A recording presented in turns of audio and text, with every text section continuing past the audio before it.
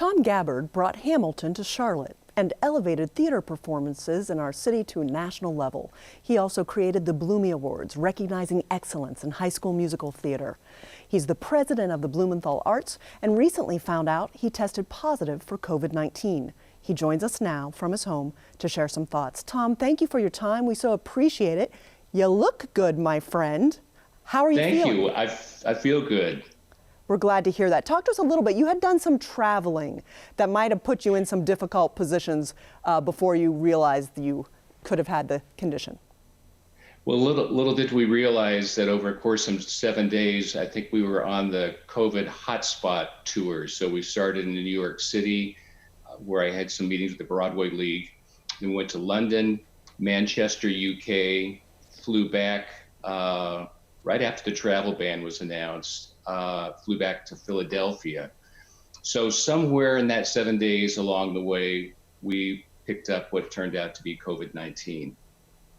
So when you made it home and things were starting to have quarantine around here, when did you start seeing some symptoms, and how long did it take between that and when you received the diagnosis?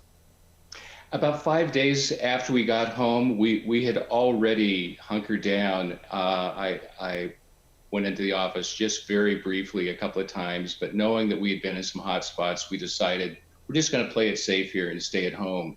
So about 5 days after we returned from the UK, I had 3 nights where I had a low-grade fever.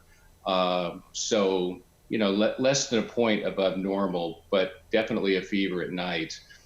And then had 3 days where the fever did elevate. It was in the 99 range, topped out at 100.1. And it was at that point that I reached out to my doctor and said, look, this is probably standard garden variety flu. I have aches and pains and a cough, but you know, nothing horrific. And he said, you know, given your travel, let's get you tested. So about 36 hours later, then the results came back that I tested positive. So at that point, what were your thoughts? Now, you've been a lot of places, seen a lot of things, just interested in how you processed the situation. I felt like I was in good hands. It was very shortly thereafter that I heard from our county health department, who has been absolutely remarkable. So I knew I was in good hands, which is a great relief. That waiting and not knowing that's difficult. And I think we've all experienced that. That waiting can be sometimes the worst part of it. You know, fortunately, we had already changed the lifestyle, and with that result, then my wife and I began living on opposite sides of our house, which is certainly different after 43 years of marriage to be living on opposite sides of the house. But that's been the case now for about a week and a half. And my wife has had milder symptoms, so we've gone through this together. Now, it sounds like you might be over the worst and on your way to recovery. What advice do you have for other folks out there? I think most of all that we need to take this seriously, and particularly when it comes to the social distancing measures the government has introduced.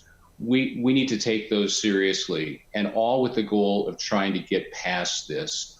Because I think, you know, if we take our tough medicine and do the things that they're asking us to do, we'll get through this faster, and we'll also protect the most vulnerable in our community. But we all need to cooperate. We need to take it seriously. Tom Gabbard, president of the Blumenthal Arts. We're so grateful that you're doing well and that you were kind enough to share your story with us. We appreciate you. Continued recovery, my friend. Thank you, Amy.